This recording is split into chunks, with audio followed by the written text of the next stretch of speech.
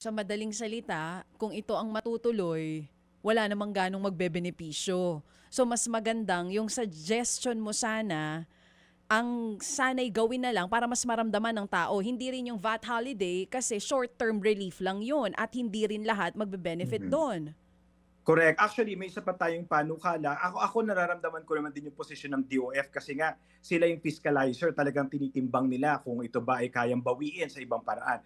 Ako uulitin ko po at sana sa programa nyo din, dahil alam ko naman nakikinig ang gobyerno sa programa nyo, ang DOF, lalo na ang BIR, magtrabaho yung BIR na maayos, huwag PR ng PR. Habulin nyo yung mga corrupt, habulin nyo yung mga malalaking kumpanya, yung mga tax evaders.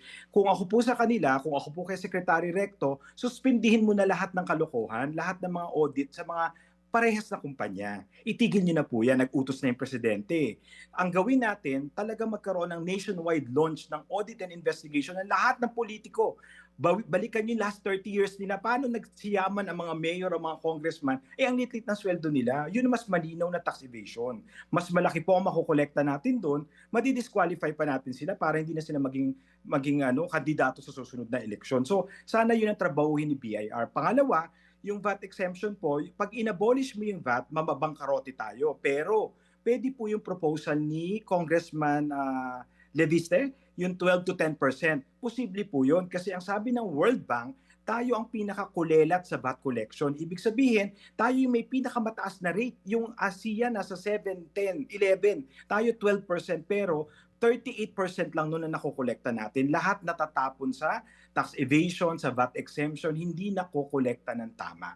At yung mga MSME, sinahabol pa ni BIR sa VAT audit, another layer ng harassment at lagayan. So, ang sa atin isi-simplify natin. Pwede nating ibaba ang VAT from 12 to 10. Ito magkakatulong ulit sa mga ordinary Pilipino. Bakit? Bababa yung presyo. Kasi yung 12% magiging 10% na lang. Makikinabang ang lahat, hindi lang ang mayayaman. Pero ang kapalit po nito, dapat tanggalin natin yung mga unnecessary VAT exemptions at talagang habulin natin yung mga tax evaders. Paulit-ulit ko sinasabi yun, kasi wala pang 3% yung nakokolekta ng BIR sa audit.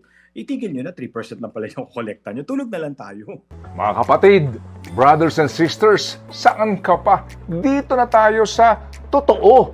Dito na tayo sa True FM. Mga kapatid, mag-subscribe and follow po kayo sa social media accounts ng True Network PH. Yan po kami, hanapin nyo lang True Network PH, Facebook, Instagram, YouTube, TikTok, and podcast. Mapa Apple or Spotify man yan, mahahanap nyo kami. Lahat ng mga napapanood at napapakinggan nyo po sa programa, nasa social media accounts namin yan. So, paano mga kapatid? See you sa social media! Dito tayo sa totoo, tunay at tapat.